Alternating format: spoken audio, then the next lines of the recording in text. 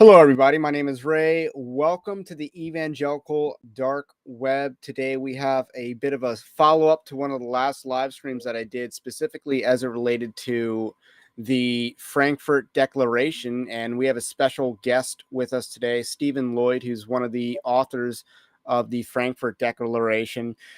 He definitely reached out after the last live stream that we did on this and was, very encouraged at people like this, Evangelical Dark Web and others. And John Harris recently did a live stream, or not a live stream. He did an interview on his podcast with one of the signers, I believe.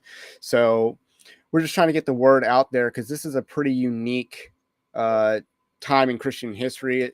Definitely a more heated time in Christian history. There's been a lot of statements that have come out the last few years with the Nashville statement, the Dallas statement, and now the Frankfurt Declaration. So we're just going to be just going through just learning more about the process, a little bit more about the behind the scenes of how such a document came to be written, and in an area of the world that might be more surprising, and that is Frankfurt, Germany. So just as an American, I found that detail a little bit surprising. But, Stephen Lloyd is one of the authors here. How are you doing? Fine, thank you. I appreciate you having me on.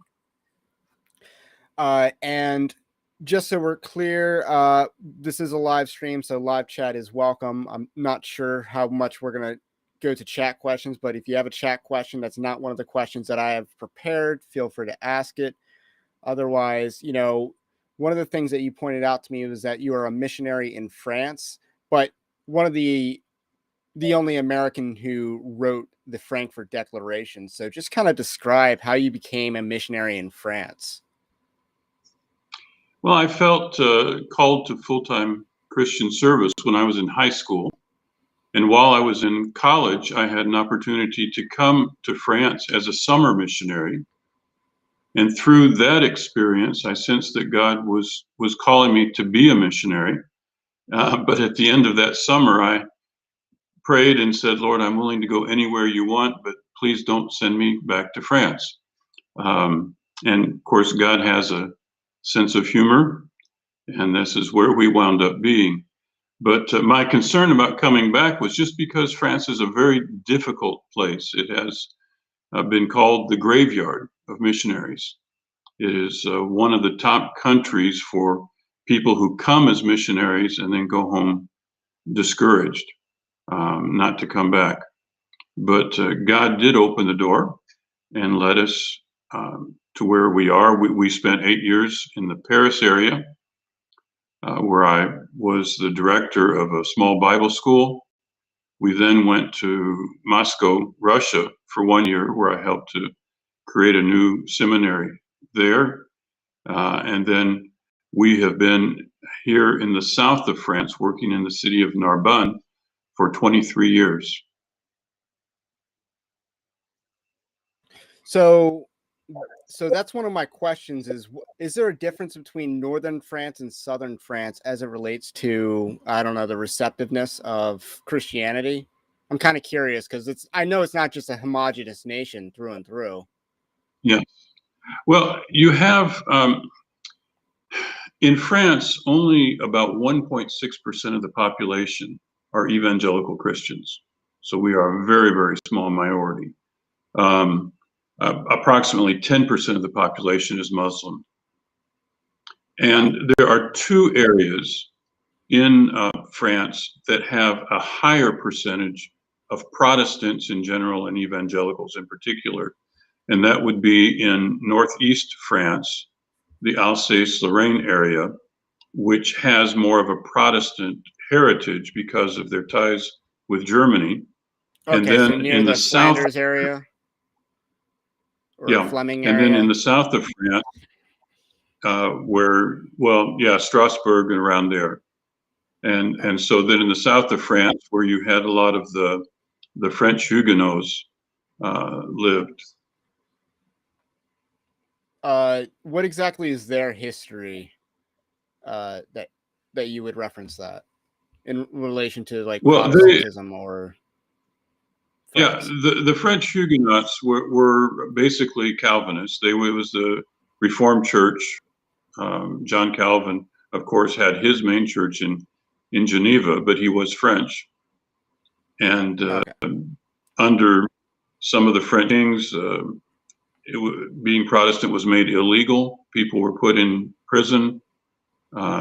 Many left. I mean, there was a big exodus of French Huguenots all around the world, to the UK, to the US, to South Africa, to Russia. They spread all over. Okay. So how was the response to lockdowns in France from the public and from the church? And why do you think that it was? We had, at the very beginning of COVID, we had a very unfortunate situation in that the first major COVID outbreak in France came as a result of a large evangelical conference. There were a couple of thousand people who attended, and several hundred got COVID and took it home with them. And that caused people in France in general to have a very negative view of evangelical Christians, which historically the French press has tended to portray us as a cult anyway. But the reaction of the people, I think like most everywhere else, the initial reaction was just fear. All the things that were being shown on television and being said, people just dropping dead in the streets, supposedly in China. What we saw was that, similar to some other countries, roughly 1/3 of the population was standing in line wanting to be the first person to get the shot when it came available. Another third really didn't want to get the shot, but they believed what they were told, that their life would go back to normal if only they got the shot. And about another third refused to take it. The lockdowns, everybody complied with that first, 3 weeks to slow the spread type of thing. I think it caught us off guard. Nobody was really expecting it. Some churches did nothing. A few started doing live streaming of their services. I got an account on YouTube and just started posting the sermon part, but we didn't have the rest of the service for that first 3-week period. After the initial lockdown, the Roman Catholic Church and the Muslims put pressure on the government so that when they had the following lockdowns, churches were still allowed to remain open. We have a group in France that represents the evangelical churches to the government. But again, because we are such a small percentage, they have no political clout whatsoever. And they were basically prepared to just do whatever the government asked. For over a year, we were forbidden to have church meals, and we were encouraged to postpone baptisms. Wow. In some ways, that sounds a lot less restrictive than, what we saw here in the States. Because I live in Maryland, so it's definitely one of the more pro-lockdown states. And then you got examples like Gavin Newsom's California, or actually Whitmer. I wanted to say her, but she was extreme on lockdowns. But I think even she didn't lock down churches.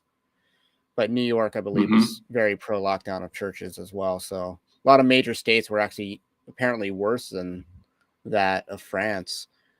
And it's interesting that, the Muslims and Catholics team up to apply pressure on the state like that. Well, I think they did it independently of each other. But both of those have significant clout. So was there, or do you have a general sense and disappointment in how the American government, as well as the church in America, responded to COVID? Yeah, with regard to the American government, we followed the news online and that type of thing. I don't think disappointment is the word I would use for the government. For them, this was one of those never let a good crisis go to waste moments. So I wasn't surprised. I wasn't happy with what they did, but I was not at all surprised. I just thought it was wrong. I was somewhat disappointed with the reaction of churches, but even of myself, being taken unawares in that initial lockdown period. I mean, we now know from Dr. Birx, who was one of the people, in addition to Dr. Fauci, who was serving as a counselor first to Trump and then to Biden. She has admitted in her book that even when they had the first 3-week lockdown, they were already planning the following lockdowns. It was never going to just be 3 weeks. But one of the things that frustrated me here in France was that there was a group called the Protestant Evangelical Ethics Commission, and they put out a document entitled "For the Love of God and Your Neighbor, Get Vaccinated." That And sounds that strangely surprised like me. the ERLC in the United States. I Um, mean, even but you naming know, the my organization. feeling, okay, my feeling was that it was really not the church's business to tell people that they should or should not take it. I only had a few people in our church who even asked my opinion, and I told them they needed to talk to their doctor and do their own research and make their own decision. Yeah, we So, definitely but saw. I felt, We definitely go saw in the ahead. United States that there was a lot of churches. In fact, the government would actually conspire with evangelical leaders to promote the vaccine, and Francis Collins was kind of exposed as like the spear tip of that. And if you look into Mhm. Francis Collins, like there is nothing really, I don't want to say redeeming, but he's theologically wrong on pretty much every major issue, yet he calls himself an evangelical, despite the fact that his theology is like way, mainline denomination. But Well, I don't know that that's what happened here, but it certainly looked like it could have been written by someone in the government.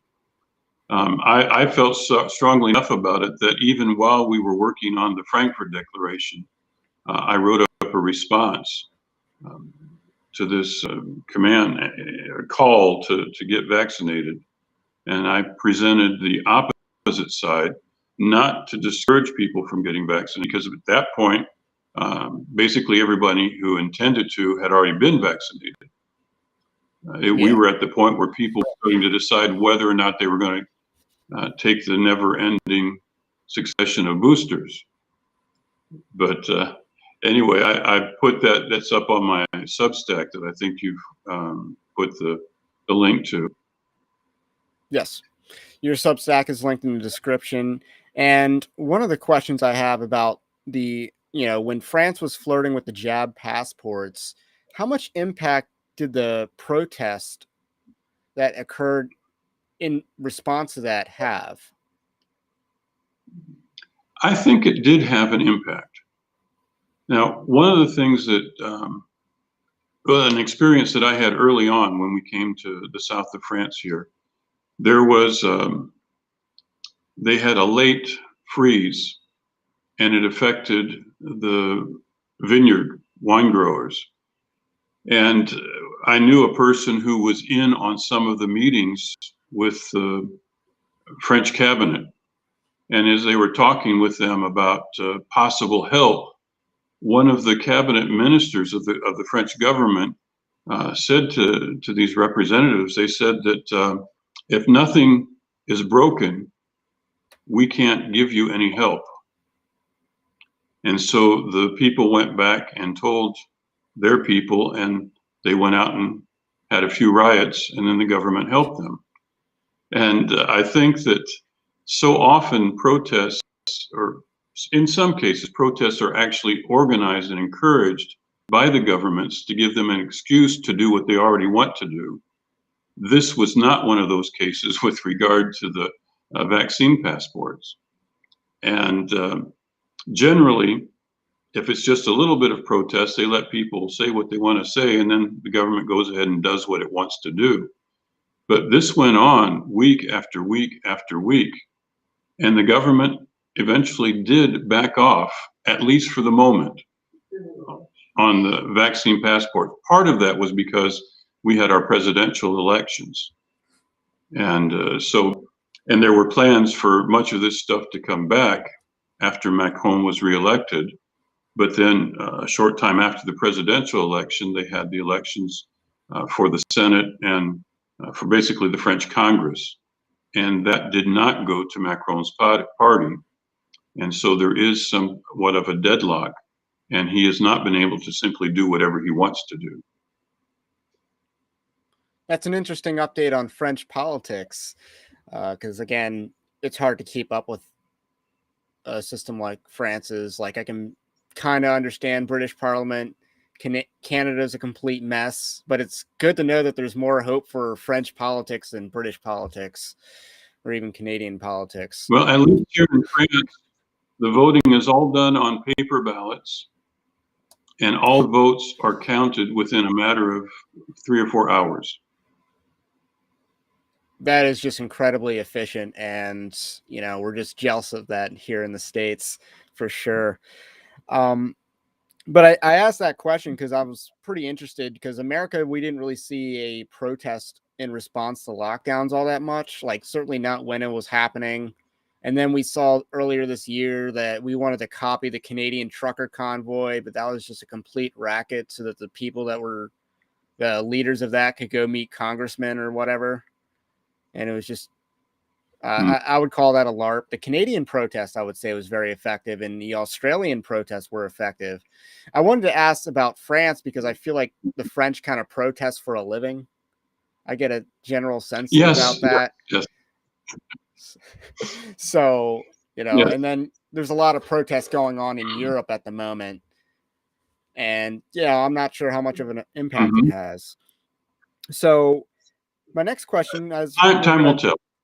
We'll dive into the Frankfurt Declaration itself. And if you have any questions in the chat, just because I see the chat growing, feel free to send your questions in, and I'll work them in if they're not already on my list. How did the initial gathering of the Frankfurt signers occur? In order to explain that, I need to go back kind of to the beginning. And I know you have a question a little bit later on about the timing of our coming out with the Frankfurt Declaration. But it was about March, I think, of 2021. There was a gentleman in the UK who's an elder in his local church who reached out to a number of people, and someone else that I was in conversations with over through email encouraged me to contact this person. And there was a small group of us who had been feeling some of these concerns for a number of months at that point, and feeling like something needed to be done, and we were struggling to know what. And so this fellow in the UK kind of brought us together. We had an initial Zoom call that had about 8 people on it. And then there were others that joined in as we started exchanging ideas by email. There were probably 15, 20 people who were putting out ideas, and basically got us to the point of a basic outline for what eventually became the Frankfurt Declaration. And at that point, there was a decision within the group to divide into two, with one part of the group working to develop a more popular narrative style document, which I think that group is still working on, and then the other group to write a more theological document, which would be aimed at everyone, but especially at pastors. Now, I was part of the second group, along with a German pastor, Tobias, who was on the interview with Josh Harris that you mentioned, and a South African pastor. And so the three of us then were the ones who wrote the Frankfurt Declaration based on that outline that we had from the larger group. The end of August, this just less than a month ago, the German pastor informed us that he was going to be participating in pastors' conference, and he wanted to share the declaration with that group. And the meeting was in Frankfurt, Germany, that's why we decided to call it the Frankfurt Declaration. And he did that, and his church also put together the website, and he's running that. And as far as the initial signers go, they came basically from the people that the three of us had sent the declaration out to at various moments as we were developing it. And these were people who had written back and given us feedback with suggestions for improvements. So that, that's where those initial signers came from.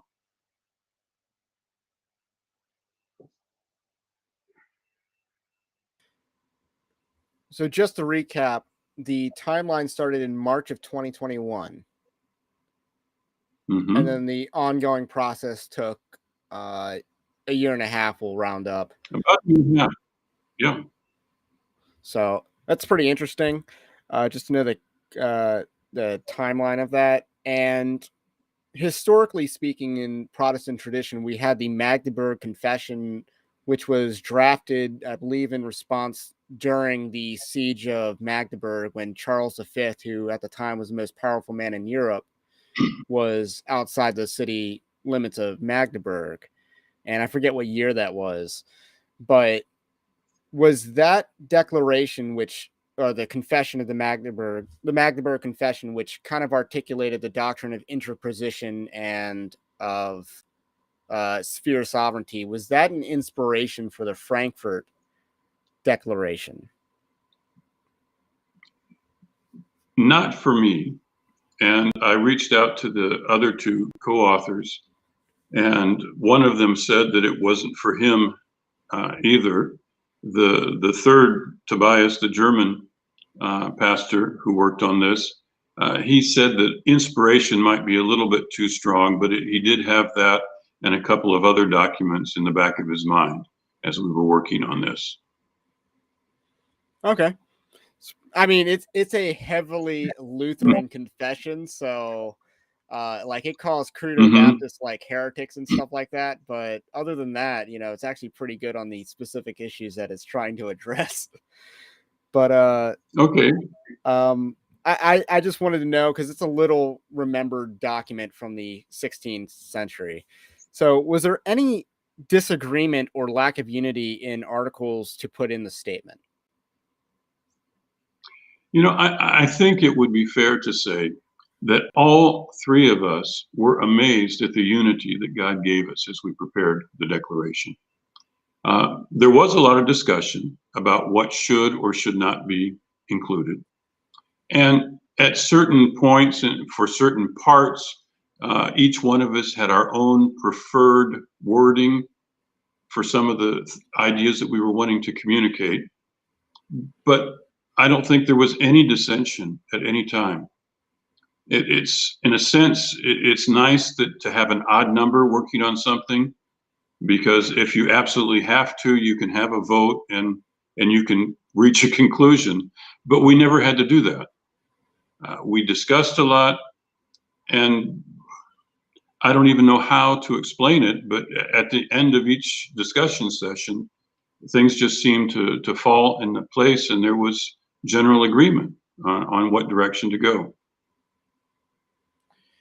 Oh, wow. That's actually pretty interesting to hear, of a very strong unity, because I don't know how many faith declarations can say that they had such a strength and unity.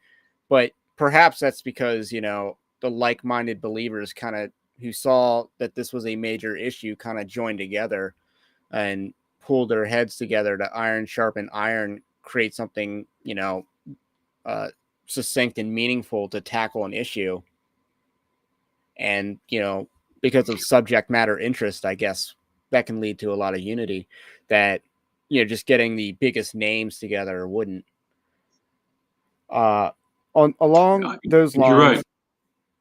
My only quibble with the Frankfurt Declaration is that it is seemingly exclusively aimed at government and not the people in the church who fail to uphold Christ as the head. Can you speak to this issue? I did listen to your previous podcast, and it was very clear that you felt strongly about this. And I think that because you do feel so strongly, you should feel free to share your opinion. And if you feel like you need to call pastors and churches to repentance, do so. And I felt like you did some of that in the previous podcast. I can say that we did talk about some of that within the group, and I'm not going to comment on what some of our number may or may not have done within their own ecclesiastical groups, but we did not feel led to include that in the declaration itself, rightly or wrongly. We realize that there are a whole lot of things that we didn't address that could have been addressed, but we really felt like we said what God put us together to say. So I don't know if that really responds to your question or not. I mean, I understand that the scope of the statement was aimed at government. I understand that. Yeah. But, in terms of, I guess my only quibble, and I use the word quibble because that's, a lighter word than objection or argument, I guess. But my quibble is that, the standard of upholding Christ as head of the church isn't just for the state to recognize. The church must also come to recognize Christ as head of the church as well. Mm-hmm. So, but well, I understand this statement, if it wants to be a cutting sword, would need to not be so broad in scope or blunt in scope. Well, and I can only speak for myself. I won't speak for the other two. But I think at this point, my concern was more for where do we go from here? And so my hope was that with this declaration, we might reach some people who sat on the fence or sat on what we would consider to be the wrong side of the fence. But I'm the kind of person, I feel that people need to make their own decisions and then accept the consequences of those decisions. And I think there is room for, and I hope that this will create discussion and debate. And I certainly think that it has started a lot of discussion and debate. And, it angered a lot of the wrong people for sure. Or angered a lot of the right people, I should say. Just a lot of the people that were never on the right side of this issue or hardly any contentious hot button issue in the church. And,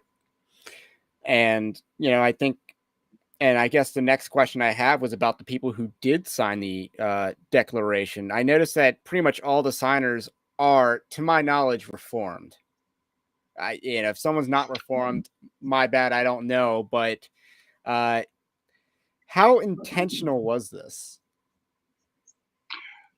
Well, it wasn't intentional. I'll explain. You're not the only one who has had that impression. Several of the negative articles that have been written have talked about it being a Calvinist declaration. But the signers are not exclusively Reformed. There are a lot of Reformed people among the signers. But that is mostly because two of the three authors come from a Reformed Baptist background, and those were the contacts that they had for the reaching out to people to help us along the way as we sought some advice from various people. But I am actually Wesleyan Arminian in my theology, and our intention was to write something that would be biblical, not something that would be Calvinist or Wesleyan or tied to any one theological tradition. And there are many signers who are from a Reformed background, but we also have Wesleyan or Methodist, Pentecostal, Charismatics. There have even been some Roman Catholics who have signed, and I saw that one of the people who signed indicated that they were Jewish. So it's reached a lot of people. There was a Catholic site here in France that put up a blog. They didn't say a whole lot about it. All they said basically was that some Protestant pastors had put out this declaration, and they gave a couple of the articles as examples, and then they just gave the link. So it really wasn't positive or negative, it was just information. But the people who commented said it's about time somebody did something. It's a shame that it wasn't the Catholic Church. So, but they were glad that somebody had done something. And one of them commented, they said, I've read it, and there's nothing in here that a Catholic couldn't agree with, and I signed it. So I think the Frankfurt Declaration is something that not everybody's going to agree with.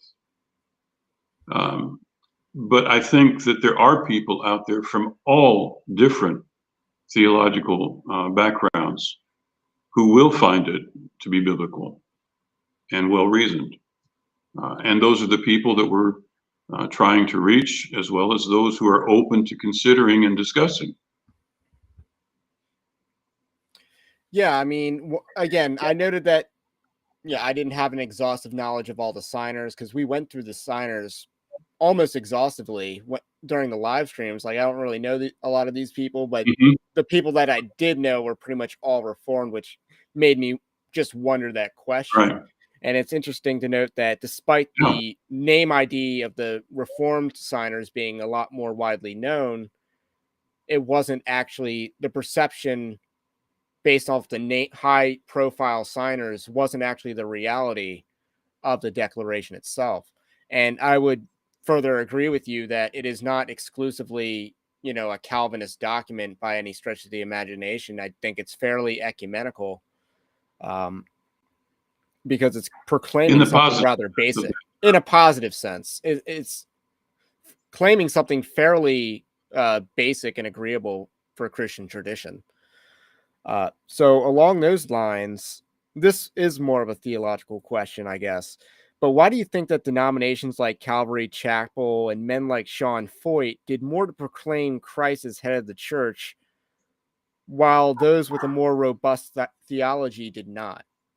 And obviously this Frankfurt Declaration would be a massive shift in that department. But, I'm just, this is a question that I just have, is like, why were these people more outspoken on this issue during the time than the more robust theologically churches? Well, and I think that may very well be an excellent question, but I would not even hazard a guess because I have no idea why those people do what they do. I have a hard enough time figuring out why I do what I do. But I have been focusing on my ministry in France for 23 years. We haven't been back to the States very much during that time. And I'm just not overly aware. I had never even heard of Sean. No offense to Sean. It says more about me than him.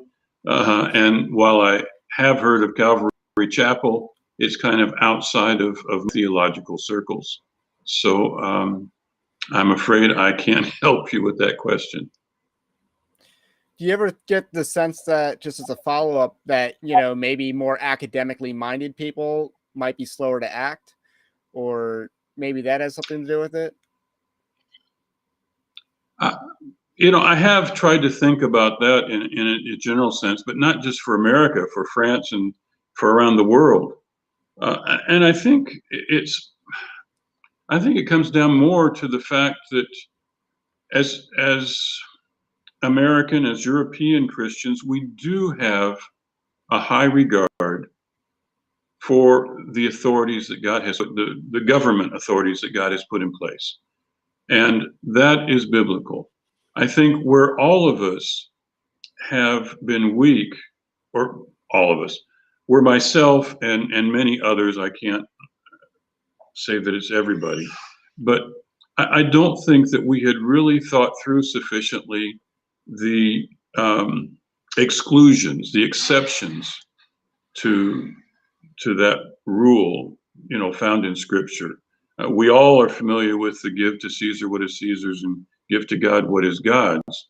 But distinguishing that, I think we have had it so easy, and governments have generally been so supportive of religious freedom that I think we'd come to a point where we felt like unless the government tells you to renounce your faith and to declare that the state is God, well, apart from that, you just do whatever the government tells you because they're good people. And I think that we're seeing now that it's much more complicated than that. And that actually, for instance, when they tell you as a Christian that you have to let your parents, your grandparents, your brothers, your sisters, your spouse die alone in seclusion and you cannot be present to support them and encourage them. I mean, I think that is asking us, in a sense, to say, to deny Christ and to say that the state is God. But, I've come to that through a time of reflection. And it wasn't obvious when it first happened. I sensed that something wasn't right, but it took a while to try and work through that. And I'm still working through it. And I'm wondering what's going to happen next. And that's what I'm wanting to get prepared for. May I respond to this chat for a second? It's worth it to sign this. It'll be remembered long after this time in history, which does lead to my next question, which is, do you think that the Frankfurt Declaration came on time or too late? Well, as we already said, we spent a year and a half putting it together, and obviously, it wasn't nonstop.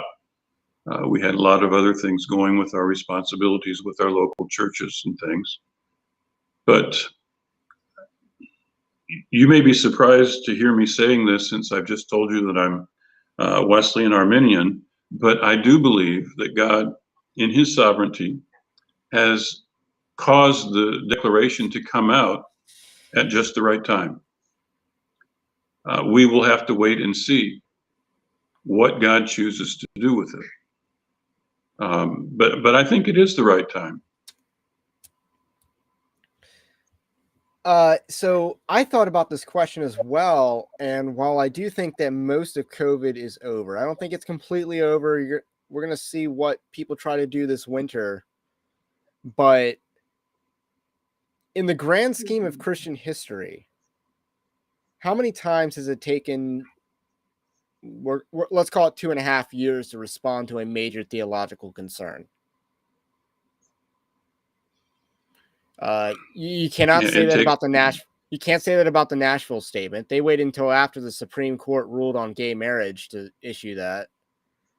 And then a couple years later, I believe, that came out in like 2018.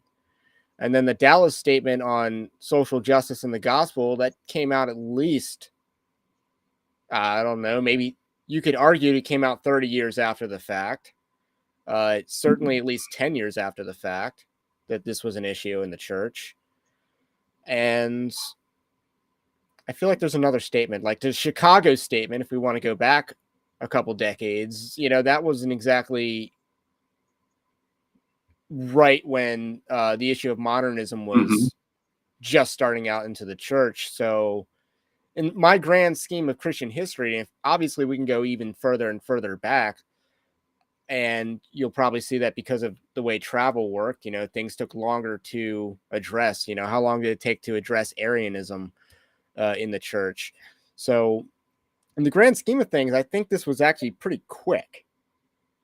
Like, this is pretty quick. Like, the church didn't even respond to the issue of abortion this quickly. I would suggest that we may even be ahead of the curve. And I'll tell you why. Because really, the Frankfurt Declaration is not primarily about COVID. Now, COVID was the catalyst, and many of our specific examples are related to what was done during COVID. But we recognize that there is more coming. There are countries where government leaders are not yet finished with COVID. There is still talks about mandating the now useless vaccine because the strain of COVID, you can argue whether it was ever effective. But what is clear is that the strain of COVID that it was supposed to protect people from no longer exists. Right. But there are other things coming. There already, Bill Gates and others have promised us that there is another pandemic on the way. There are talks already in place here in Europe about having lockdowns to protect the world from climate change.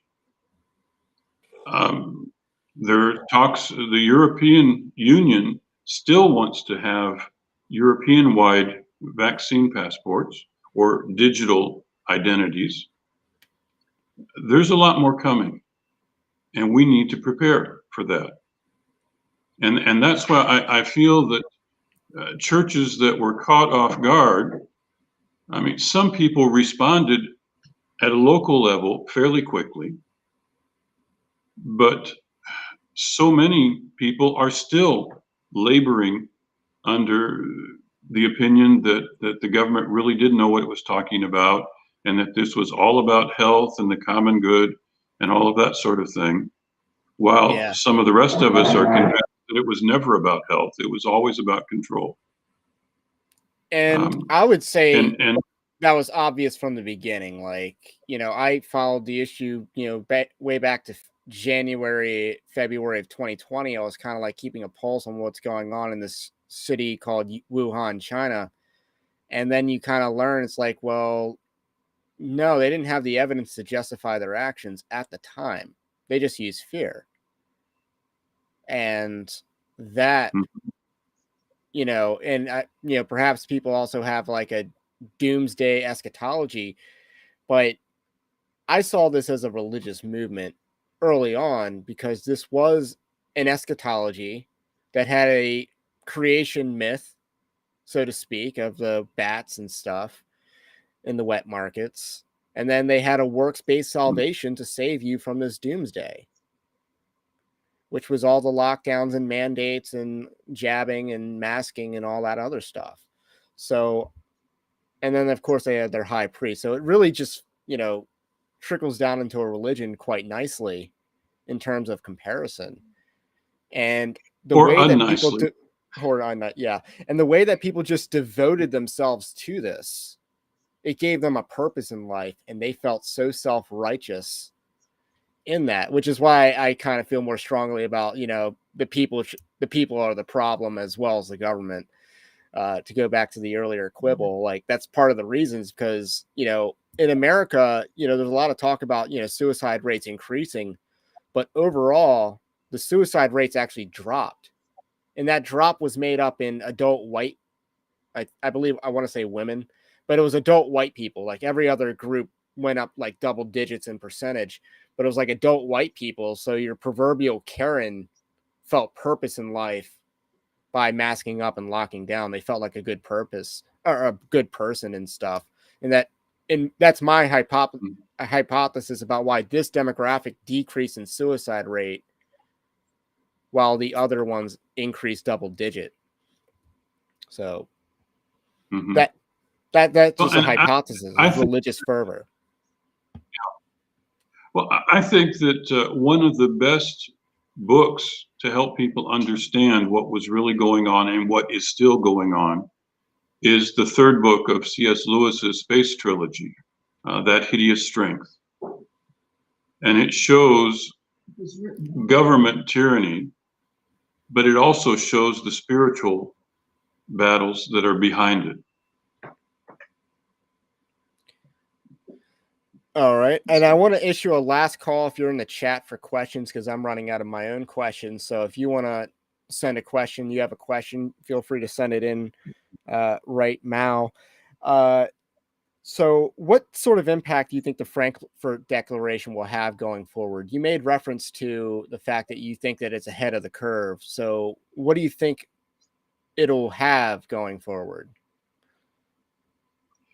Well, I think, I would love to think that the Declaration might actually make a difference in a positive way in the attitude of world leaders. But unless we get more than 1 million signers, I don't think that will happen. But who knows? Somebody, I'm sure that there are people in government agencies that are reading it.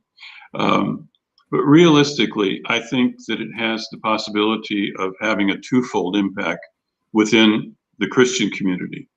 I think first, it serves as an encouragement for those who do agree with the Declaration, many of whom have felt like they were all alone, because the government has tried to make those kind of people feel that they were all alone and feel that they were the problem. And then secondly, my hope is that it would encourage discussion and reflection on how Christians should respond to tyranny. There are apparently a lot of people out there, as I've already said, that feel that unless it is something so clear that nobody can mistake it, we should all just obey whatever the government says. And I don't think that's what the scriptures teach. But we have to be very careful in how we understand that. We certainly are not encouraging armed rebellion anywhere, but we're encouraging people to do what is right. Now, not everybody's going to agree on what that means, but I think we need to be talking about it. And because I'm convinced that there is more coming, we need to get prepared so that we're not taken off guard the next time, which is just right around the corner, I'm sure. And, I certainly hope that that's the case. I mean, we got some heavy hitters, from an American church perspective that were signers of that declaration. So I'm actually encouraged that, these people, in a sense, won't be fooled again. And, and you're right to say that they're not just going to quit while they're ahead. When it came to the power that they got during lockdowns, they got a lot more that, damage they can do, a lot more businesses that they can overthrow. And who knows what other control or wars that they want to start, which is why I kind of want to talk about wars and rumors of wars, because of, the Great Reset chess pieces are moving in ways all across the world right now. It's just crazy. But in terms of like America, I kind of am afraid that 2020 was our 1204. Constantinople, it gets sacked and they never really recover from that. I'm afraid of that. But, at least if the church does get stronger in this sense as a result, that can lead to the saving this or reviving of this nation. And if we could theoretically get through the next 10 to 15 years, I think we'll have a demographic advantage to actually make longer lasting political reforms than we do right now. So Time will tell. Time will tell. And so I think that God's will be done. And it's awfully easy to be frightened or at least concerned. But I think it's important for us to remember what Paul said to Timothy, that God has not given us a spirit of fear, but of power, love, and a sound mind. And we need to put that to work for the kingdom. And I fully agree with that. That's, why I do the things that I do. And I'm not really afraid to put my name out there, despite the fact that I'm not the most cancel proof individual. Like some people are a lot more cancel proof, which is why they can do this. Other people are like supported by their church ministry. Nothing against that, but they have more liberty to speak out on these issues because it's, part of their job description. but I'm not afraid to do that, and I'm glad to hear that even in perceived, America, a lot of Americans would say that France is theologically dead or beyond repair, but or so post-Christian and stuff that is the dust off your sandals. And you began this interview by stating that it was kind of like where missionaries go to lose hope or get discouraged, and then here you are in that neck of the woods, yes, being a strong witness. How can people support your ministry efforts? They can pray, and we need prayer more than anything else. If they would like to know more about the church here in France or our work as missionaries, and if they would like to get on our mailing list to receive updates by email, they can go to the church website, which you have the link for. It's the epe-narbonne.fr/en. That takes them to the English side of our website. Our church is bilingual. It's a French church, but it has a French and English ministry. And they can reach me through the contact page there, and I can add them to our mailing list. But we appreciate people's prayers. And I'd encourage everyone, if they haven't already done so, to go to frankfurtdeclaration.com and take a look at the declaration, read it carefully. And if they are in agreement or substantial agreement, we would be thrilled to have them put their name to it as well. Yes, I would encourage everyone to sign it as well. I did it live on the air, as Ephraim mentioned. And, it's 5 articles, a preamble, and I don't know what you call the epilogue or back conclusion or whatever, but it's pretty short, all things considered. And, I really like the way it's written, how it's worded. Again, I only had one quibble with it, and it wasn't what was in it. So I encourage everyone to sign it. Otherwise, if you stuck around this long, don't forget to like the stream. Also, subscribe to the channel, because if you stuck around this long and you haven't, what are you doing? And if you want to support Evangelical Dark Web, we have a newsletter that's linked in the description as well, or Telegram. They're kind of the same. Both linked in the description as well. If you really want to support us, you can do so for as little as $5 a month on our Patreon-like system. I mentioned that I wasn't completely cancel proof, but this ministry is less cancel proof than I am, because we built our own Patreon because they censor people. So if you want to do that, go ahead and over there. Otherwise, have a blessed day. Leave a comment below about what you think about what we said today, and we will catch you on the next one.